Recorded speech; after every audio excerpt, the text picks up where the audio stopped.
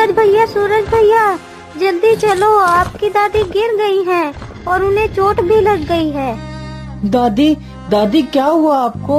आप कैसे गिर गई दादी? कुछ नहीं बेटा, बस जरा सा पैर फिसल गया और मैं गिर गई। दादी मैंने कितनी बार कहा है आपसे कि आप काम मत करो, आप काम मत करो, फिर भी आप मेरी एक नहीं सुनती हो। चलो दादी, घर चलो।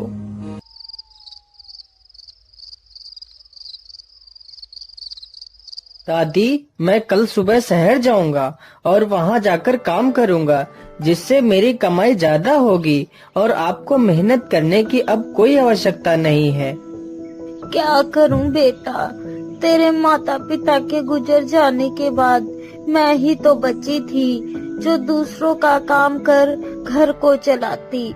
लेकिन दादी अब आप दूसरों का काम नहीं करेंगी, मैं कल सुबह ही शहर जाऊंगा।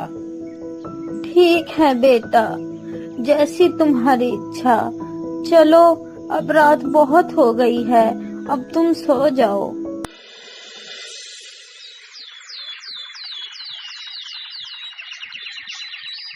अच्छा दादी, मैं चलता हूँ, तुम अपना ख्याल रखना, मैं जल्दी ही वापस आ जाऊंगा।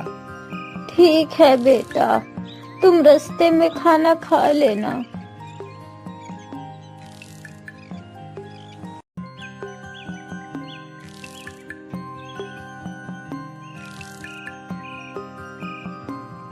अब तो मैं चलते चलते बहुत थक गया हूँ और मुझे प्यास भी लगी है। चलो कहीं पर आगे पानी मिले तो वहीं पर खाना खा लूंगा।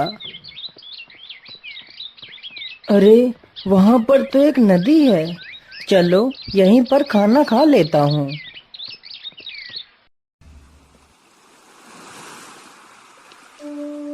अरे बेटा, 3 दिनों से बहुत ही भूखा हूँ, कुछ भी नहीं खाया है, क्या मुझे भी कुछ खाना दे सकते हो? हाँ बाबा, क्यों नहीं, आप जाइए और पेड़ से एक पत्ता तोड़कर ले आइए, आप भी खाना खा लीजिए। नहीं बेटा, मैं बाल ब्रह्मचारी हूँ, मैं किसी भी जीव को कष्ट नहीं देता, इसलिए मैं पत्ता नहीं तोड़ सकता।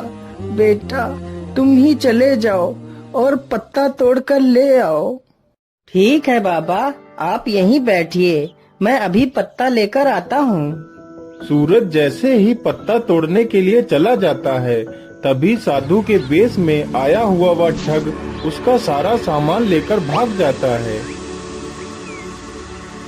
अरे ये बाबा जी कहाँ गए और मेरा सामान भी गायब है, तो क्या वह साधु के वेश में कोई चोर था? अरे चलो कोई बात नहीं, मुझे लगता है आज मुझे भूखे पेट ही चलना पड़ेगा।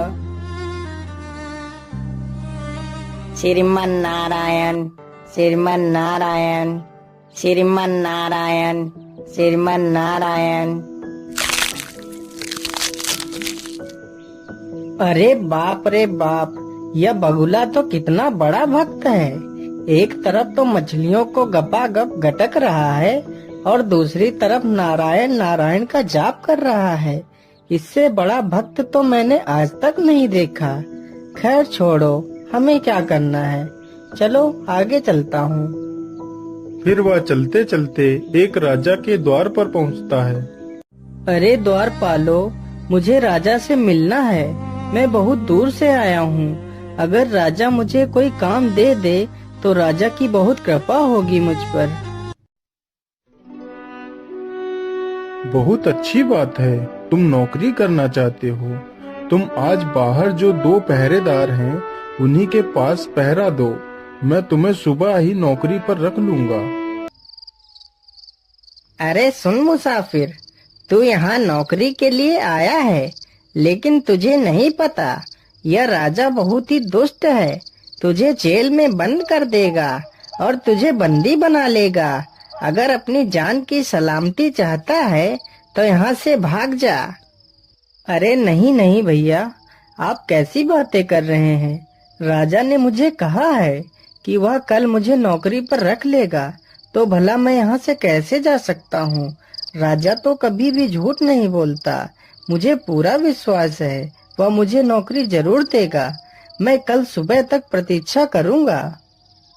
मुझे लगता है यह मुसाफिर ऐसे नहीं मानेगा। चलो इसे मार कर कुएं में फेंक देते हैं। फिर दोनों पहरेदार उसे डंडे से पीट पीट कर कुएं में फेंक देते हैं, लेकिन सूरज कुएं के अंदर ही लटका रहता है। दोनों पहरेदारों को लगा कि मुसाफिर कुएं में डूब गया है और वहां से चले जाते हैं। तभी वह चुपके से कुएं से बाहर निकल आता है और पेड़ के पीछे छिप जाता है। मुझे लगता है कि अब सभी लोग सो गए हैं। चलो हम लोग अपना काम शुरू करते हैं। अरे ये लोग कहाँ चले गए?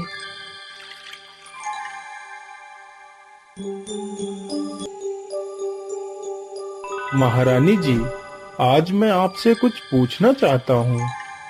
पूछिए स्वामी, आप क्या पूछना चाहते हैं? महारानी जी, मुझे ये बताइए कि पतिव्रता स्त्री कौन होती है? पतिव्रता स्त्री वो होती है जो किसी गैर पुरुष को देखती तक नहीं। अरे जल्दी करो बल्लू, नहीं तो किसी ने हमें देख लिया तो हमारी खैर नहीं। चलो जल्दी से इस खजाने को झाड़ियों के पीछे छिपा देते हैं। सूरज पेड़ के पीछे छिपकर उन दोनों की यह सारी करामात देख रहा था। अभी तो काफी रात पड़ी है, चलो मैं यहीं पर छिपकर बैठ जाता हूँ, नहीं तो मुझे इन लोगों ने देख लिया तो मुझे मार ही डालेंगे। अरे ये क्या, ये महारानी जी इतना सज धज कर इतनी रात में कहाँ जा रही हैं? मुझे पता लगाना ही चाहिए।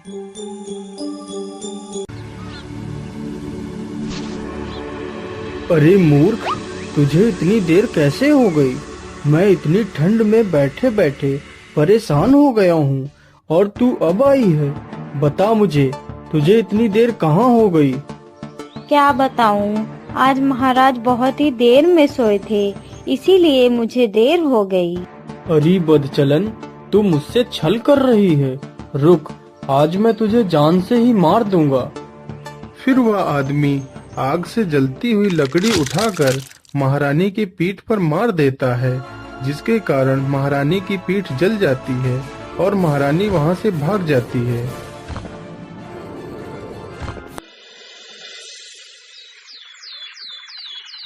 सैनिकों, जाओ और ढूंढो किसकी इतनी हिम्मत हो गई कि वह राजा के घर में चोरी करे। अरे पता नहीं किसने राजा के घर में चोरी कर ली। अरे इधर तो देखो जरा, यहाँ पर कोई पड़ा हुआ है। मुझे लगता है कि यही चोर है। अरे उठ उठ, अरे चल, तुझे राजा ने बुलाया है। अरे उठ। अरे तू तो वही है ना जो कल हमारे महल में नौकरी के लिए आया था और तूने रात भर में चोरी भी कर ली। सैनिकों, इसे मृत्यु दंड दे दिया जाए। महाराज, मैंने चोरी नहीं की है। अगर चोरी तूने नहीं की है तो फिर किसने की है? बता जल्दी, नहीं तो तेरी मौत निश्चित है।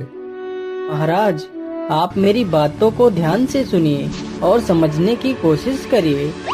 पत्ता न तोड़े ब्रह्मचारी, नारायण नारायण रटे जिनकी चोंच भारी, और द्वार खड़े सब माल लूटे, गैर मर्द का न देखे पतिव्रता नारी। अरे ये क्या कह रहा है? मैं तुझसे चोरी के बारे में पूछ रहा हूँ और तू पहेलियाँ बुझा रहा है। सैनिकों, इसके मारो 10 चाबुक। नहीं नहीं महाराज, आप मुझे मारो मत, मैं आपको इसका मतलब बताता हूँ। फिर वह राजा को अपने साथ हुई सारी घटना के बारे में बताता है कि कैसे उसे एक साधु ठग ने ठग लिया और कैसे उसे द्वारपालों ने मारकर कुएं में फेंक दिया तथा रात में क्या क्या घटित हुआ। उसने राजा को सब कुछ बताया। लेकिन एक बात मेरी समझ में नहीं आई, ये पतिव्रता नारी के बारे में तुमने क्या कहा था? महाराज, आज रात जब आप महारानी जी से पूछ रहे थे कि पतिव्रता स्त्री कौन होती है, तो महारानी ने बताया था कि जो स्त्री गैर पुरुष को देखती तक नहीं है उसे पतिव्रता स्त्री कहते हैं। लेकिन महाराज, जब आप रात में सो गए थे तो महारानी जी जंगल में किसी गैर पुरुष से मिलने गई थी और उस पुरुष ने गुस्से में आकर महारानी जी के पीठ पर जलती हुई लकड़ी से प्रहार किया था, जिसके कारण महारानी जी की पीठ जल गई है। यदि आपको मेरी बातों पर यकीन न हो तो आप अपनी महारानी के पीठ पर देख सकते हैं। जब राजा इन सारी बातों की पुष्टि करता है तो वह सारी बातें सच साबित होती हैं। तो राजा उन दोनों द्वारपालों और अपनी महारानी को मृत्यु दंड दे देता है और सूरज के साथ अपनी पुत्री रूपरेखा का विवाह कर देता है।